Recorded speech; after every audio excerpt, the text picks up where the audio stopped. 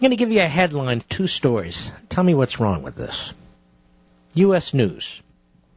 A new report says only 15% of the southern border is airtight, by Paul Bedard. Then I go to another U.S. News story. Healthcare reform law requires new IRS army of 1,054 auditors and staffers. I'm sitting here thinking to myself, 1,054 new IRS employees are needed to enforce the law against you and me, a law that a federal judge has voided. Meanwhile, 15% of the southern border is all that is secured tightly.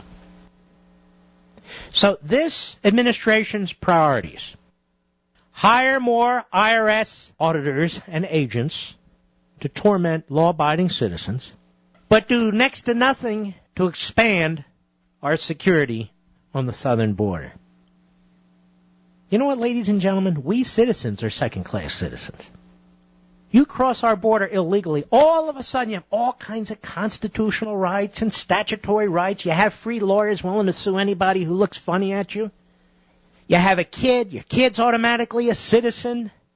You have an ailment, you go into the emergency room and you're automatically covered. But for the rest of us, we don't want Obamacare. We don't want government coverage. And we have to have it. We have to pay for it. And they're going to hire IRS types to make sure we follow it, or they're going to punish us. Is there something wrong with this, ladies and gentlemen? Answer, yes. It's called a soft tyranny. It's called a soft tyranny when the government tells you what kind of health care you can and cannot have. It's called a soft tyranny when the government, through its intentional policies, pinches off energy production so as to drive the prices of fossil fuels up and to reduce the supply. That is intentional creation of poverty. It is called a soft tyranny when the President of the United States, whose number one job is to protect this society, is undermining it in so many ways you can't even count, including with a budget that essentially destroys our currency and our financial viability. And they're going to keep hiring federal bureaucrats at the IRS, at the EPA, at the Department of Agriculture, you name it, to torment us, to monitor us, to collect information on us, to fine us, to punish us, while the border is wide open and foreigners walk across, and as soon as they step foot here, they have all kinds of rights and protections and benefits, courtesy of you. Let me suggest to you, no society can last long that way, can it? Certainly not a free society.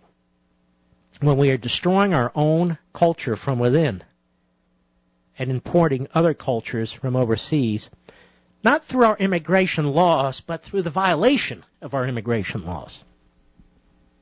Now, let me tell you a little bit about what's going on that southern border, where everybody's coming in here to try and just work, do jobs Americans won't do. You know what that southern border is now, our border with Mexico? That's a militarized zone. You have got to have a mental image of what's going on down there. That is a militarized zone for those of us who don't live down there. And we lost a hero today. This is from, what is this from? MSLSD, NBC News, Mexico City. Mexican drug gang hitman shot 2 U.S. Immigration and Customs agents. The governor of the state where the men were attacked said Wednesday, if the allegation proves true, such an attack could be a major provocation to the United States. No, it won't.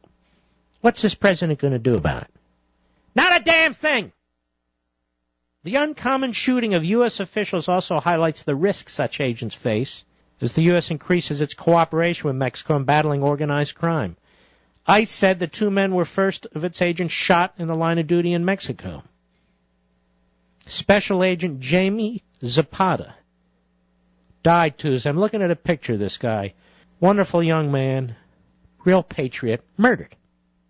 Jamie Zapata died Tuesday when gunmen attacked the agent's blue suburban vehicle as they drove through the northern state of San Luis Potosi. Zapata was on assignment to the Immigration and Customs Enforcement Attaché in Mexico City from his post in Laredo, Texas. The Americans were shot in the mid-afternoon in this city, which is roughly halfway between Mexico City and Monterrey, the country's business capital, where drug-related violence has soared. We've had teenagers going across the border, going to a used car lot, murdered. We've had vacationers, tourists, on their jet skis on a lake, murdered. We had in Manassas, Virginia, 3 citizens murdered by an illegal alien with a criminal record. Luckily in Virginia we have the death penalty. We shall see. I'm sure the country of Mexico will object. And it goes on and on. And what does this government do? Does it hire another 1,000 border agents? No. Does it spend $50 billion on a wall and a fence system on the southern border to protect us rather than a train system? No. It leaves the vast majority of the southern border unprotected. And you know, we've had ranchers murdered on our side of the border. We've got kidnappings up the wazoo in places like Phoenix. The drug cartels are staking out parts of our country.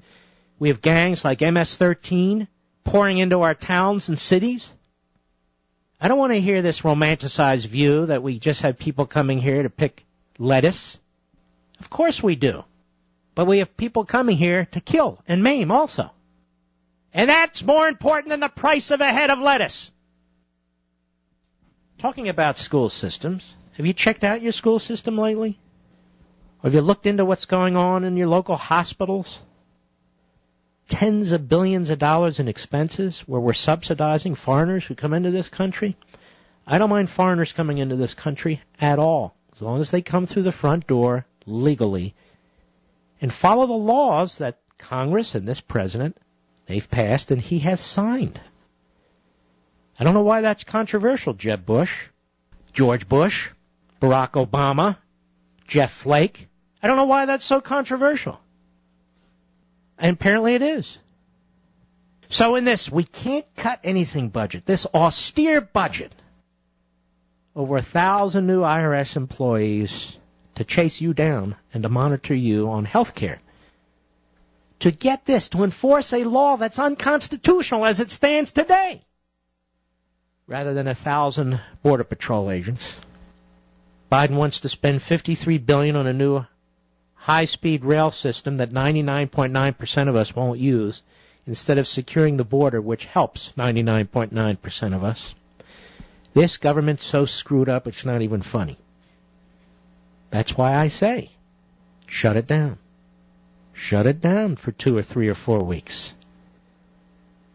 You know, at the very least, the people who work for the government in what's called non-essential positions, you'll know what it's like now to be in the private sector, where people are told, you know, you're going to have to take off for 2 weeks without pay.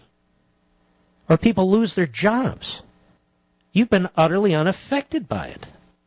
So it doesn't bother me in the least. Does that mean some of the government's business may get screwed up for a little bit? Yes. Who cares? Let me put it to you this way. This might be an interesting way to do it. If you could, in a civil and legitimate way, shut down the government for 2 or 3 or 4 weeks, would you do it? Most of you are saying, yes, you would.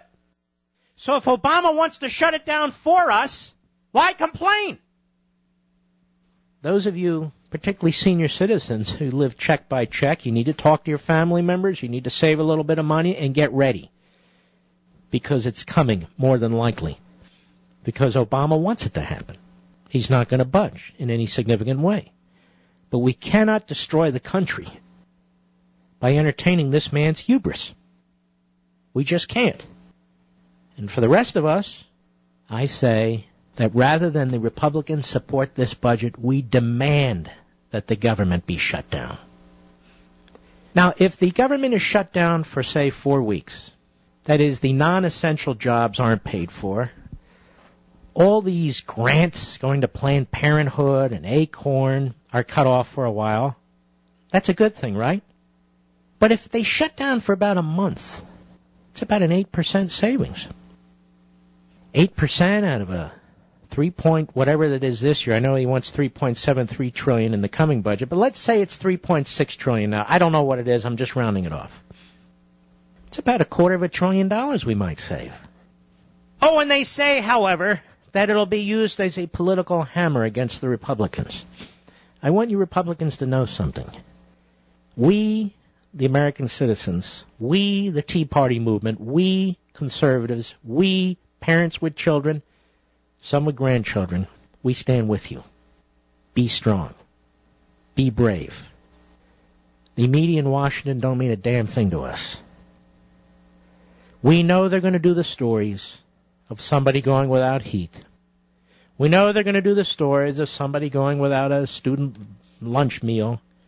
We already know this. We don't give a damn. Because if we don't win, and the leftists do, one day we're all going to be in that soup line, and we're all going to be without heat.